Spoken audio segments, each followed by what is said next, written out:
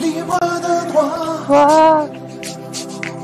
Je suis libre de droit. De quoi? Chanson est Dans moi. YouTube, la Catastrophe. Il y a du boulot, hein, putain. Alors, quelque chose d'étrange, plus étrange que d'habitude en tout cas, se tramait à Boudelard. Les élèves étaient trop cons, défoncés ou occupés à baiser tout ce qui bouge dans les couloirs pour le voir. Ah, c'est beau la jeunesse. Les professeurs étaient complètement sous l'eau et pressurisés par un système éducatif qui se moquait éperdument de la notion moldue heure supplémentaire. Mais les fantômes de l'école, eux, n'avaient vraiment, littéralement, Rien d'autre à foutre. C'est ce que je voulais dire, hein. C'est bien ça. ainsi le moine gras, Présent, mais à cause de vous, je loupe la journée frite à la cantage de la grande salle. Nico quasi sans tête, Le club des têtes de veau a encore rejeté ma candidature. et le baron sans dents, Mais qui sait quand même parler fourche-langue? Faut pas déconner non plus. s'inquiétait du retour d'un mage noir terrifiant, qui avait trouvé le moyen de pétrifier Shaki, le chat chéri d'Amélie Trelawney, professeur de divination. Croyez-moi, cette fois c'est la bonne, elle est de retour. La dame blanche à la tour de divination, elle a toujours été là. Je peux même te dire que j'ai passé au moins quelques siècles à me prendre des râteaux en essayant de l'inviter à sortir de sa foutue tour. Mais non, sombre crétin, aux gencives écarlates, il veut parler de celle dont on ne doit pas prononcer le nom.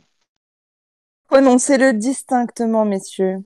Lady Voldejoy, pour les mortels comme pour les autres, c'est ainsi que l'on me nomme. Sapristi de saucisse, les murs sont donc si fins qu'elle peut épier nos conversations secrètes. Ah, mais je suis là, juste derrière vous, dans le feu de la cheminée. Et c'était bien vrai.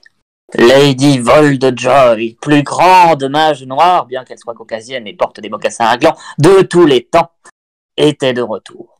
Enfin, pour le moment, elle était surtout en train de cramer.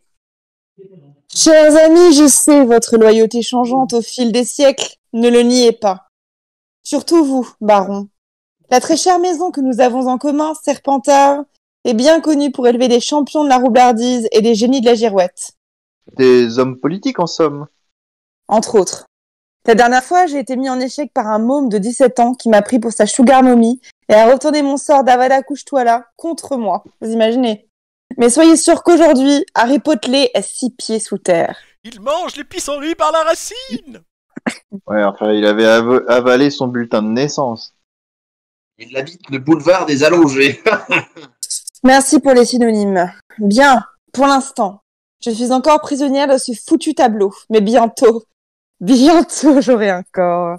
Je rassemblerai et ressemblerai aussi mes plus fidèles adeptes et nous prendrons le contrôle de Boudelard avant de nous emparer du monde entier.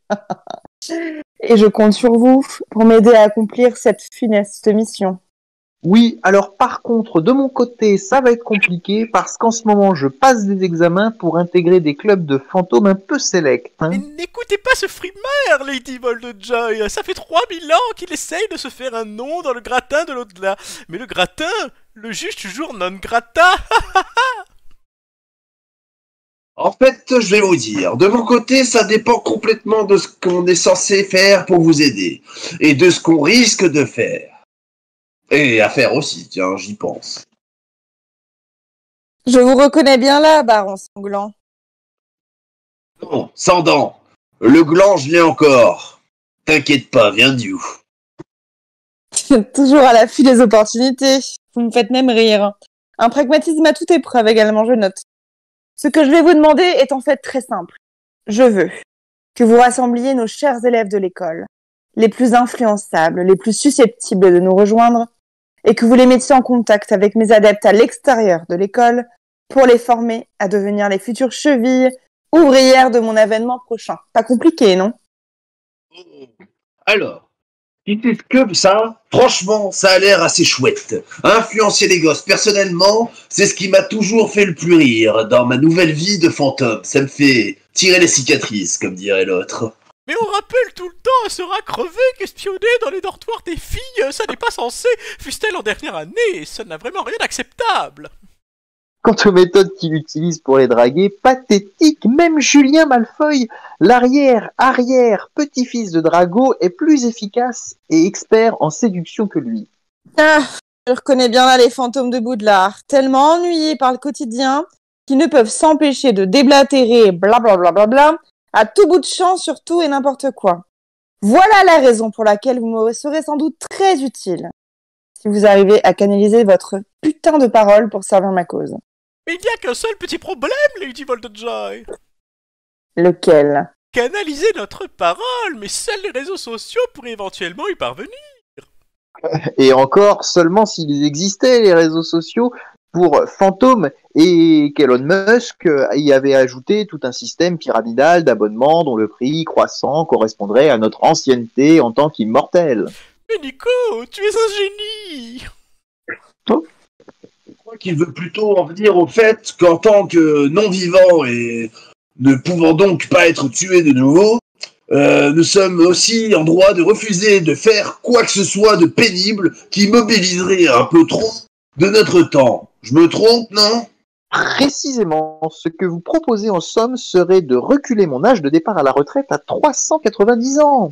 Il a raison, nous sommes si merveilleusement et rapidement habitués à ne rien faire que recommencer à travailler pour un employeur, fût-elle l'une des sorcières les plus puissantes de tous les temps, sonne comme un retour au turbin.